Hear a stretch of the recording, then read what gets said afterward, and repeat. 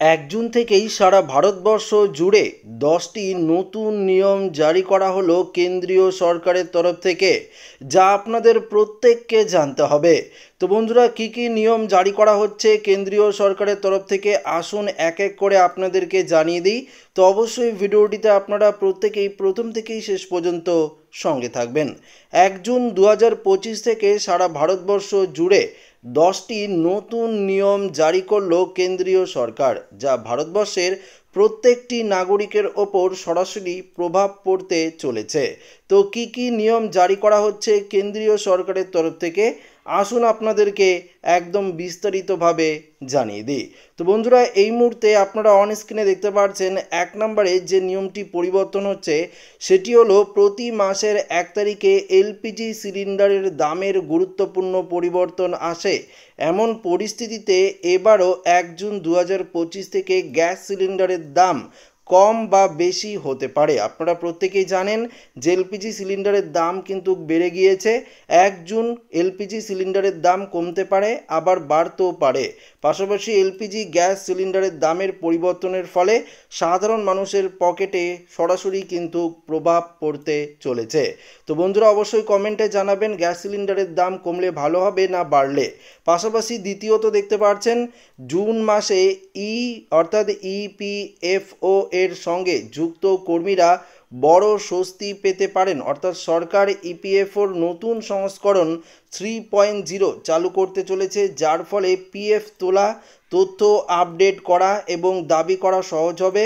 এর আওতায় এটিএম এর মাধ্যমে কার্ড থেকে টাকা তোলা যাবে। অর্থাৎ ইপিএফ এর ক্ষেত্রেও একটি বড়সড় পরিবর্তন 1 জুন থেকে করা হচ্ছে। 3 নম্বর দেখতে পাচ্ছেন 1 জুন 2025 তারিখে এটিএম লেনদেনের নিয়মে কিছু পরিবর্তন হতে পারে। এর মধ্যে রয়েছে এটিএম থেকে টাকা তোলার যে ফ্রি, সেটা বৃদ্ধি অবশ্যই পাবে।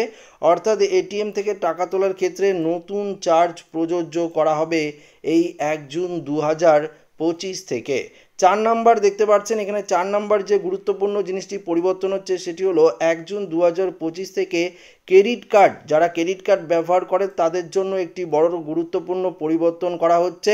দেখুন এখানে পরিষ্কার বলে দিয়েছে, অটো ডেবিট ফেলের জন্য 2% জরিমানা, আন্তর্জাতিক লেনদেনের ওপর অতিরিক্ত চার্জ এবং রিওয়ার্ড পয়েন্টের সিস্টেমে হ্রাসের সম্ভাবনা রয়েছে। যারা ক্রেডিট কার্ড ব্যবহার করেন তাদের ক্ষেত্রে কিন্তু এই নিয়ম প্রযোজ্য হচ্ছে।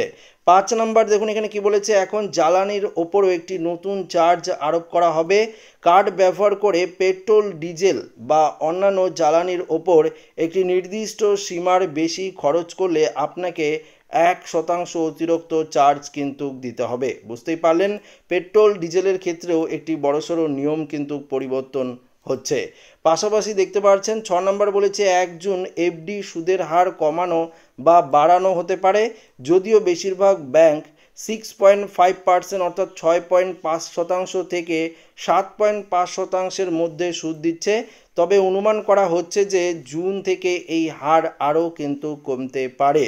অর্থাৎ যারা এফডি করেন তাদের ক্ষেত্রেও একটা বড়সড় পরিবর্তন আপনারা লক্ষ্য করতে পারবেন। 7 নম্বরে দেখুন কি বলেছে, 1 জুন থেকে সোনা ও রূপোর দামের ক্ষেত্রেও বিরাট বড় পরিবর্তনের সম্ভাবনা রয়েছে।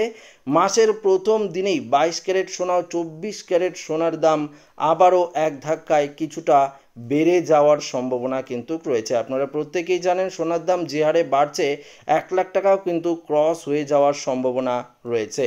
8 নম্বর বলেছে, এখন যদি আপনি নির্ধারিত সীমার চেয়ে বেশি বিদ্যুৎ, জল, গ্যাসের মতো ইউটিলিটি বিল পরিশোধ করেন তাহলে আপনাকে প্রতিটি স্টেটমেন্ট সাইকেলে 1% অতিরিক্ত চার্জ কিন্তু দিতে হবে। তবে কিছু প্রিমিয়াম এবং নির্বাচিত কার্ডগুলি এর থেকে অব্যাহতি প্রাপ্ত রয়েছে। অর্থাৎ বুঝতেই পারলেন, বিদ্যুতের বিল, এবার জলের বিল এবং গ্যাসের মতো ইউটিলিটি যে বিল রয়েছে সেটি যদি আপনারা নির্ধারিত সীমার মধ্যে পরিশোধ না করান সেক্ষেত্রে আপনাদেরকে অতিরিক্ত চার্জ কিন্তু এবার থেকে দিতে হবে। নম্বর দেখুন কি বলেছে, 1 জুন থেকে সারা ভারতবর্ষ জুড়ে ট্রাফিক নিয়মে বিরাট বড় পরিবর্তন করা হচ্ছে। বাইক থেকে শুরু করে কার থেকে শুরু করে সমস্ত গাড়ির ক্ষেত্রে এই নিয়মটি প্রযোজ্য। এবার থেকে ট্রাফিক নিয়ম ভঙ্গ করলেই জরিমানার যে পরিমাণ সেটা কিন্তু দ্বিগুণ হবে। যে কোনো ট্রাফিক নিয়ম যদি আপনারা ভঙ্গ করেন তাহলে যদি 1000 টাকা ছিল এবার থেকে কিন্তু 2000 টাকা, যেটা 2000 টাকা ছিল সেটা 4000 টাকা হবে। অর্থাৎ ট্রাফিক নিয়ম ভঙ্গ করলেই আপনাদের জরিমানার পরিমাণ দ্বিগুণ করা হচ্ছে। সর্বশেষ 10 নম্বর যে আপডেটটি রয়েছে সেটি হলো সারা ভারতবর্ষের সমস্ত প্রবীণ নাগরিকদের জন্য খুশির খবর দিল প্রধানমন্ত্রী নরেন্দ্র মোদী। এবার প্রবীণ নাগরিকরা ট্রেন, বাস, ফ্লাইটের টিকিটের প্রতি মাসে মাসে ছাড় পাবে।